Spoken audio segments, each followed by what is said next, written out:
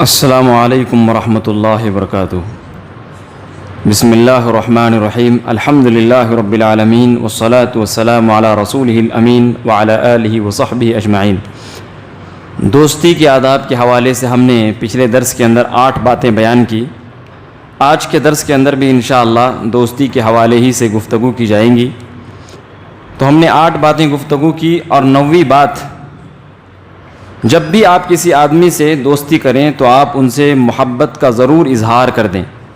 اللہ کے نبی صلی اللہ علیہ وسلم نے اس بات کو بیان فرمایا ہے کہ اگر کوئی آدمی کسی آدمی سے محبت کرتا ہے تو اس سے اپنی محبت کا اظہار کر دے، تاکہ اللہ تعالیٰ دیر تک ان کی محبت کو قائم و دائم فرمائے۔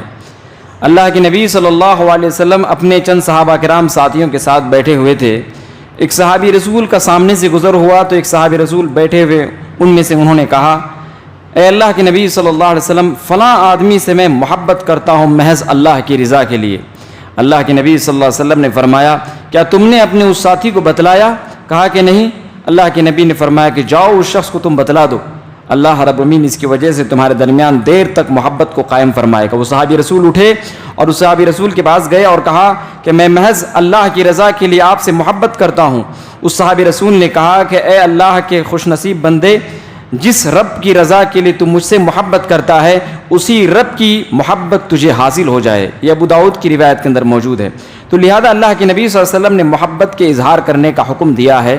ایک ترمذی وغیرہ کی روایت میں یہ روایت ملتی ہے کہ اللہ کے نبی نے فرمایا، جس آدمی سے تم محبت کرتے ہو اس کے نام اور اس کے باپ کے نام، اس کے خاندان کے معاملات وغیرہ کے بارے میں بھی تم جانکاری حاصل کر لو، تاکہ تمہارے درمیان جو محبت ہو، تمہارے درمیان جو دوستی ہو، وہ تمہارے جڑوں کو مضبوط کر دے۔ تو لہذا آدمی کو محبت کا اظہار کرنا چاہیے اور ان کے بارے میں آدمی کو معلومات حاصل کرنے کی کوشش کرنی چاہیے۔ اسی طریقے سے 10ویں چیز کیا ہے، جب بھی آپ کسی آدمی سے محبت کریں تو اعتدال کا مظاہرہ کرنا چاہیے، ہے نا۔ کچھ لوگ ایسے ہوتے ہیں اپنے دوستوں سے اس قدر محبت کا اظہار کرتے ہیں، ایسا لگتا ہے کہ یہ دونوں بچھڑ کر کبھی جی ہی نہیں پائیں گے، زندہ ہی نہیں رہ پائیں گے۔ لہذا اسلم رحمۃ اللہ علیہ بیان کرتے ہیں، عمر بن خطاب رضی اللہ تعالیٰ عنہ نے فرمایا کہ دیکھو، اپنے دوستوں سے اعتدال والی دوستی کرو۔ کہا اعتدال والی دوستی کیسی ہوتی ہے؟ کہا اعتدال والی دوستی ایسی ہوتی ہے کہ تم اپنے دوست کو جب ملاقات کرو تو ایسا نہ کرو جیسے تم بچوں کے ساتھ معاملہ کرتے ہو، ان کو دیکھتے ہی چوم لیتے ہو، گلے لگا لیتے ہو، لپٹ لیتے ہو، ایسا نہ کرو۔ اسی طریقے سے اور جب دشمنی کی بات آئے تو اس قدر تم ان سے دشمنی اختیار کرو کہ جان اور مال کی تباہی کا تم اس کے سبب بن جاؤ۔ لہذا حضرت عمر بن خطاب رضی اللہ تعالیٰ نے بیان فرمایا کہ دوستوں کے ساتھ جب آپ محبت کا اظہار کریں تو اعتدال کا مظاہرہ کریں۔ کچھ لوگ ایسے بھی ہوتے ہیں دوستی کرتے ہیں، باقاعدہ دوستی ہوتی ہے ان دونوں میں، لیکن ایسے رہتے ہیں جیسے ایک دوسرے کے ساتھ کبھی مل نہیں سکتے، بیٹھ نہیں سکتے، میل ملاپ نہیں رکھ سکتے، ہے نا۔ بھائیوں میں بھی ایسا ہوتا ہے، ایسے بھائیوں میں بھی ہوتا ہے۔ تو لہذا مشکوک طریقہ بھی اختیار نہیں کرنا چاہیے۔ محبت کا اظہار ہو اور محبت کے ساتھ رہیں، اور ایسی بھی محبت کا اظہار نہ کریں کہ پاگل پن آ جائے، اور ایسی بھی محبت کا اس طریقے سے بھی محبت نہ ہو کہ آدمی شک کرنے لگے کہ پتہ نہیں یہ دونوں دوستی کرتے ہیں کہ دشمنی کرتے ہیں، پتہ نہیں ان کے دل کے اندر کیا ہے۔ تو لہذا آدمی کو ظاہری محبت کرنا چاہیے، اللہ تعالیٰ اس کی وجہ سے محبت کو دیر تک قائم فرماتا ہے۔ اور اسی طریقے سے علی بن ابی طالب رضی اللہ تعالیٰ عنہ کے بارے میں بھی یہ بات ملتی ہے۔ علی بن ابی طالب رضی اللہ عنہ بیان فرمایا، اپنے دوستوں کے ساتھ دوستی جب کرو تو ان کے ساتھ نرمی کا معاملہ کرو اور اعتدال کا رویہ اختیار کرو، کیا پتہ کہ وہ کب تمہارے دشمن ہو جائیں۔ اسی طریقے سے بیان فرمایا کہ جب اپنے دشمنوں کے ساتھ معاملہ کرو تو ان کے ساتھ بھی نرمی کا معاملہ کرو، اعتدال کا معاملہ کرو، کیا پتہ کب وہ تمہارے دوست بن جائیں۔ اسی طریقے سے 11ویں چیز، اپنے دوستوں کے ساتھ خیر خواہی کا معاملہ کریں۔ خیر خواہی کا معاملہ کرنا ویسے تو اللہ رب العالمین نے ہر مسلمان پر فرض کر دیا ہے، ہر مسلمان پر فرض کر دیا ہے، لیکن خیر خواہی کا معاملہ کرنا اپنے دوست کے ساتھ ایک دوست کا سب سے بڑا حق بنتا ہے۔ اللہ کے نبی صلی اللہ علیہ وسلم نے بیان فرمایا کہ ایک مومن دوسرے مومن کے لیے ایسے ہی ہے جیسے ایک دیوار میں ایک اینٹ دوسرے اینٹ کے لیے ایک اینٹ دوسرے اینٹ کو مضبوط کرتا ہے۔ پھر اللہ کے نبی صلی اللہ علیہ وسلم نے اپنے ایک ہاتھ کی انگلیوں کو دوسرے ہاتھ کی انگلیوں میں داخل کیا اور کہا کہ دیکھو اس طریقے سے مضبوط کرتا ہے۔ تو لہذا مومن کو ایک دوسرے کا خیر خواہ ہونا چاہیے۔ اور ابو داؤد میں مسند احمد کی اور صحیح بخاری مسلم میں بھی روایت میں اللہ کے نبی صلی اللہ علیہ وسلم نے ارشاد فرمایا، والذی نفسی بیدہ لا یؤمن احدکم حتی یحب لاخیہ ما یحب لنفسہ، اس ذات کی قسم جس کے ہاتھ میں میری جان ہے، تم میں سے کوئی شخص صحیح معنوں میں اس وقت تک مومن ہو ہی نہیں سکتا جب تک کہ وہ اپنے لیے جس چیز کو پسند کرتا ہے وہ اپنے بھائی کے لیے پسند نہ کرے۔ تو لہذا خیر خواہی کا معاملہ کرنا چاہیے اپنے بھائیوں کے ساتھ، اپنے دوستوں کے ساتھ۔ جو آپ اپنے لیے پسند کریں وہ اپنے بھائی کے لیے بھی پسند کریں۔ ایسا نہ ہو کہ میں ایک بڑے عہدے پر فائز ہوں، لہذا میرے دوست کو موقع مل رہا ہے ایک بڑے عہدے پر فائز ہونے کا، لیکن میرے ذہن میں بات آئے گی اگر وہ میری برابری میں ہو جائے گا تو میرا محتاج نہیں رہے گا، میری عزت نہیں کرے گا، پتہ نہیں۔ تو لہذا آدمی ایسی سمجھ رکھ لیتا ہے، بسا اوقات آدمی کو ان تمام سمجھوں سے آزاد ہونے کی ضرورت ہے، اور آدمی کو اپنے بھائی کے ساتھ خیر خواہی کا معاملہ کرنے کی ضرورت ہے۔ لہذا خیر خواہی کے معاملہ کریں گے، ہو سکتا ہے دنیا کے اندر کچھ پریشانیاں ہو جائے لیکن آخرت کے اندر صرف خیر ہی خیر کا معاملہ ہوگا۔ اس طریقے سے 12ویں چیز کیا ہے؟ اپنے دوستوں کے دکھ اور سکھ میں ضرور آپ ان کا ساتھ دیں، ضرور آپ ان کا ساتھ دیں۔ اللہ کے نبی صلی اللہ علیہ وسلم نے بیان فرمایا کہ مومن وہ ہوتا ہے جو اپنے بھائی کی مدد میں لگا رہتا ہے۔ واللہ فی عون العبد ما کان العبد فی عون اخیہ، جب تک بندہ اپنے بھائی کی مدد میں لگا رہتا ہے تب تک اللہ رب العالمین بھی اس کی مدد میں لگا رہتا ہے۔ لہذا آپ اس کے دکھ میں شریک ہوں، آپ ان کے سکھ میں شریک ہوں۔ ان کے دکھ میں کسی کا انتقال ہو گیا، ان کا بزنس چلا گیا، وغیرہ وغیرہ جو کچھ بھی ان کے پریشانیاں ہو گئی، لہذا آپ ان کا ساتھ دیں، ان کو بہترین مشورہ دیں۔ اسی طریقے سے ان کو اگر کچھ خوشیاں لاحق ہوتی ہے تو خوشی کا بھی آپ ان کو بھرپور ساتھ دیں۔ خوشی کا لمحہ ہوتا ہے لیکن ان کے پاس پریشانیاں ہوتی ہیں، تو لہذا خوشی کے لمحات میں آپ ان کو خوشیاں بٹورنے کا موقع دیں۔ تو لہذا ان کے ساتھ دکھ اور سکھ میں ہمدردی کا معاملہ کریں، بہتری کا معاملہ کریں اور ان کے دکھ اور سکھ میں شریک ہوں۔ اللہ کے نبی صلی اللہ علیہ وسلم نے بھی اس بات کا حکم دیا ہے، اذلۃ علی المؤمنین عزۃ علی الکافرین۔ تو لہذا مومن کا یہ معاملہ ہوتا ہے کہ مومن اپنے بھائی کو پریشانیوں میں نہیں چھوڑ دیتا ہے۔ اسی طریقے سے 13ویں چیز مومن کے لیے ضروری ہے کہ وہ اپنے دوست کے ساتھ جب دوستانہ اظہار کرے تو آدمی کو چاہیے کہ ان کے ساتھ نرم دلی کا مظاہرہ کرے اور خندہ پیشانی کا مظاہرہ کرے۔ ایسا نہیں ہونا چاہیے کہ آپ اپنے دوست کے لیے اپنے دل کو سخت کر لیں۔ اسی طریقے سے ایسا بھی نہیں ہونا چاہیے کہ آپ اپنے دوست سے جب ملاقات کریں تو خندہ پیشانی نہ ہو۔ لہذا کچھ لوگ ایسے ہوتے ہیں کہ اپنے دوست کو دیکھ کر کے ہی منہ پھیر کر بھاگ جاتے ہیں کہ میرے ساتھ ایک مہمان ہے، اگر میں اپنے دوست کے پاس جاؤں گا تو میرا دوست مجھے بے عزت کر دے گا، مجھے برا بھلا بول دے گا، مجھے گالیاں دے دے گا۔ تو لہذا ایسا نہیں ہونا چاہیے کہ آپ کا دوست اپنے کسی محبوب کو آپ کے پاس لانے سے شرماتا ہو، آپ ان سے خندہ پیشانی کے ساتھ ملیے۔ اللہ کے نبی صلی اللہ علیہ وسلم نے بیان فرمایا، تبسم وجہ لاخیک کا صدقہ، تم اپنے بھائی کے لیے مسکراؤ گے، اللہ رب العالمین کے یہاں تمہارے لیے صدقہ لکھا جائے گا۔ لہذا آپ اپنے بھائی سے جب ملاقات کیجئے خندہ پیشانی کے ساتھ ملاقات کیجئے اور اسلامی طریقے سے آپ ملاقات کیجئے، ان کی عزت کا خیال رکھیں اور نرم دلی کا مظاہرہ کیجئے۔ نرم دلی کا مظاہرہ کرنا نہایت ضروری ہے۔ اللہ کے نبی صلی اللہ علیہ وسلم نے بیان فرمایا، من کان حینا لینا قریبا حرمہ اللہ علی النار۔ من کان حینا، جو کوئی انسان اپنے مومن بھائی کے لیے نرم پڑ جاتا ہے، لینا یہ بھی نرمی کا ہے، اللہ کے نبی نے بیان فرمایا کہ نہایت ہی زیادہ نرم ہو جاتا ہے، قریباً نہایت ہی زیادہ قریبی بن جاتا ہے۔ ایسا لگتا ہے کہ بہت ہی زیادہ قریبی آدمی، بہت ہی چہیتا رشتہ دار ہے یہ۔ حرمہ اللہ علی النار، تو اللہ تعالیٰ ایسے بندے پر جہنم کی آگ کو حرام کر دیتا ہے۔ تو لہذا اگر کوئی آدمی نرم دلی کا مظاہرہ کرے گا، خندہ پیشانی کا مظاہرہ کرے گا اپنے بھائی سے، تو اللہ رب العالمین ایسے مومنوں کے اوپر جہنم کی آگ کو حرام کر دیتا ہے۔ اسی طریقے سے 14ویں چیز، نمبر 14، اپنے بھائی کے ساتھ بسا اوقات اختلاف ہو ہی جاتے ہیں، دو دوست ایک جگہ رہیں گے تو اختلاف ہو ہی جائے گا۔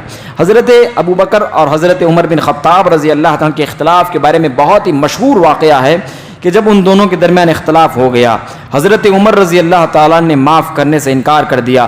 عمر بن خطاب رضی اللہ تعالیٰ کی شکایت لے کر ابوبکر صدیق رضی اللہ تعالیٰ اللہ کے نبی صلی اللہ علیہ وسلم کے دربار میں پہنچ گئے۔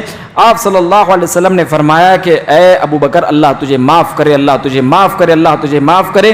جب عمر بن خطاب رضی اللہ تعالیٰ کو احساس ہوا تو عمر بن خطاب رضی اللہ تعالیٰ نے بھی ابو بکر کو ڈھونڈتے ہوئے مسجد نبوی کے اندر قدم رکھا، دیکھا اللہ کے نبی صلی اللہ علیہ وسلم کے ساتھ ابو بکر بیٹھے ہوئے ہیں۔ آپ صلی اللہ علیہ وسلم دیکھ کر غضبناک ہو گئے حضرت ابوبکر صدیق رضی اللہ تعالیٰ نے فرمایا کہ اللہ کے نبی میری غلطی تھی. پھر اللہ کے نبی صلی اللہ علیہ وسلم نے دونوں کے درمیان صلح کرا دی. تو لہذا جب بھی کوئی معاملہ ہو جائے جلد از جلد صلح کرنے کی کوشش کرے. ایسا نہیں کہ چھوڑ کر رکھ دیں. اگر چھوڑ کر رکھ دیں گے تو معاملہ طول پکڑ جائے گا اور لمبی دشمنی کے لمحات شروع ہو جائیں گے. تو لہذا فوراً ہی اس کی اصلاح کرنے کی کوشش کرے اسی طریقے سے جس طریقے سے حضرت ابوبکر صدیق رضی اللہ تعالیٰ نے اپنے اندر احساس پیدا کیا تھا, اسی طریقے سے اپنے دوست کے معاملے میں احساس پیدا کیجئے. یقیناً رب العالمین قیامت کے دن بھی آپ کو اس دوست کا ساتھی بننے کا موقع عنایت فرمائے گا, اور یہ وہ دوست ہوں گے جو خوش نصیب ہوں گے, اللہ رب العالمین جن سے محبت کرے گا, جن کو عرش کا سایہ عنایت کرے گا. اسی طریقے سے 15ویں چیز کیا ہے, جب آدمی اپنے دوست سے بات کرے تو سخت کلامی نہ کرے, ہے نا. ایک دوست دوسرے دوست سے بسا اوقات ملاقات کرتا ہے تو اس کو برے برے لہجات سے یاد کرتا ہے, گالیاں دے دیتا ہے, برے بھلے الفاظ کہہ دیتا ہے. سخت کلامی نہ کریں. اسی طریقے سے بد زبانی بھی نہ کریں. بہن کی, ماں کی وغیرہ گالیاں دے کر کے کچھ لوگ ملاقات کرتے ہیں ایک دوسرے سے, ہے نا. ماں کی تو کہاں تھا, بہن کی تو کہاں تھا وغیرہ, اسی طریقے سے گالیاں دے کر کے کچھ لوگ ایک دوسرے سے ملاقات کرتے ہیں. سخت کلامی کرنا, بد زبانی کرنا اللہ تعالیٰ نے حرام کر دیا. بخاری مسلم کی روایت, اللہ کے نبی صلی اللہ علیہ وسلم آپ صلی اللہ علیہ وسلم نہ بد زبانی کرنے والے تھے, نہ سخت کلامی کرنے والے تھے, نہ ہی اللہ کے نبی صلی اللہ علیہ وسلم فحش گو تھے, بلکہ اللہ کے نبی صلی اللہ علیہ وسلم حسن اخلاق کے پیکر تھے. اور اللہ کے نبی صلی اللہ علیہ وسلم نے بیان فرمایا, عائشہ رضی اللہ تعالیٰ عنہا کی روایت میں, اللہ کے نبی صلی اللہ علیہ وسلم نے ارشاد فرمایا کہ اللہ تعالیٰ قیامت کے دن اس بندے سے سخت ناراض ہوگا جس کے بد کلامیوں کی وجہ سے اور جس کی بد زبانیوں کی وجہ سے لوگ اس سے ملنا جلنا بند کر دیتے ہوں, ان سے دوستی نہ کرتے ہوں. قیامت کے دن اللہ تعالیٰ کی نظر میں وہ بندہ سب سے زیادہ اللہ کی نظر میں برا ہوگا اور حقیر ہوگا, سب سے زیادہ برا مبغوض ہوگا اللہ تعالیٰ اسی بندے پر. تو لہذا سخت کلامی نہ کریں, بد زبانی نہ کریں. ایک اور حدیث میں ہے, اللہ کے نبی صلی اللہ علیہ وسلم ارشاد فرمایا, کیا میں تمہیں جہنمیوں کے بارے میں خبر نہ دے دوں؟ پھر فرمایا, کل عتل جواز مستکبر, ہر وہ بدبخت جو تند مزاج کا ہے, سخت کلام ہے, فوراً ناراض ہو جاتا ہے, فوراً برے برے باتیں کہنا شروع کر دیتا ہے. جواز, اور اللہ کے نبی صلی اللہ علیہ وسلم بیان فرمایا کہ سخت کلام بد زبان بھی ہے, مستکبر اور تکبر کرنے والا بھی انسان ہے.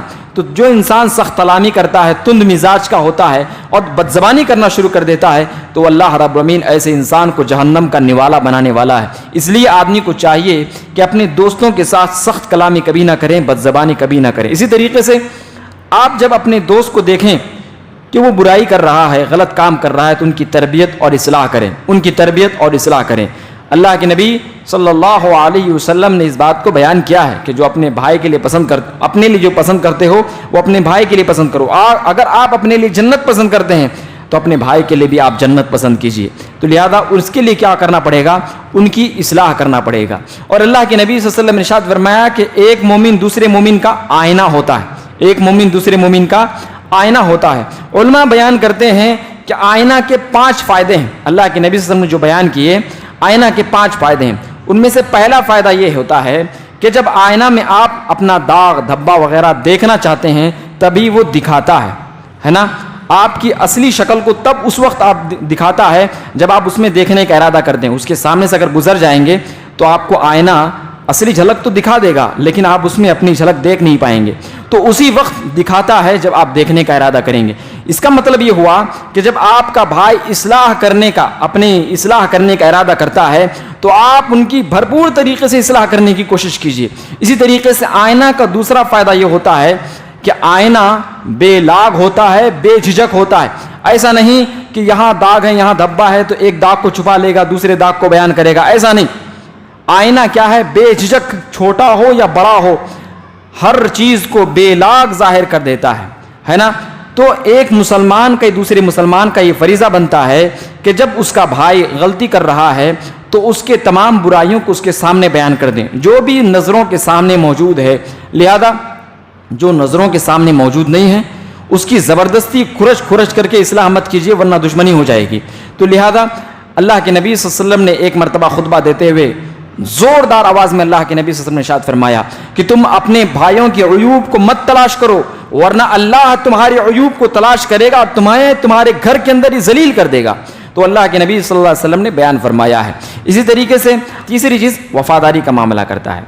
تیسری چیز وفاداری کا معاملہ کرتا ہے. آئینہ کبھی جھوٹا نہیں دکھاتا, ہمیشہ سچی چیز کو دکھاتا ہے, جو چیز ہوتی ہے اسی چیز کو دکھاتا ہے. یعنی ایک مومن کو دوسرے مومن پر بھروسہ بھی کرنا چاہیے, لہذا وفاداری کا معاملہ کرنا چاہیے. گویا اللہ کے نبی صلی اللہ علیہ وسلم آئینہ کہہ کر کے بیان کرنا چاہتے ہیں کہ دکھانا ہے تو بے جھجک دکھانا اور صاف دکھانا, اسی طریقے سے وفاداری کا معاملہ کرنا. تو لہذا میں نے دوستی کے آداب کے حوالے سے 16 باتیں بیان کی. اگلے درس میں انشاءاللہ دوستی کے حوالے سے مزید باتیں انشاءاللہ رکھی جائیں گی. سب سے نوی چیز میں نے جو بیان کی اس درس کی پہلی بات اظہار محبت کرنا ہے, اعتدال کا معاملہ کرنا ہے, خیر خواہی کا معاملہ کرنا ہے, دکھ سکھ کے ساتھی بننا ہے, اس طریقے سے نرم دلی اور خندہ پیشانی کا معاملہ کرنا ہے, صلح صفائی کا معاملہ کرنا ہے, فوراً اختلاف ہو جائے تو فوراً صلح صفائی کا معاملہ کرنا ہے, سخت کلامی نہیں کرنا ہے, بد زبانی نہیں کرنا ہے, اور تربیت و اصلاح کا معاملہ کرنا ہے, ایک مومن دوسرے مومن کا آئینہ بن کر کے, لہذا اس کے حق بات کو دکھانا ہے, بے لاگ اور بے جھجک دکھانا ہے,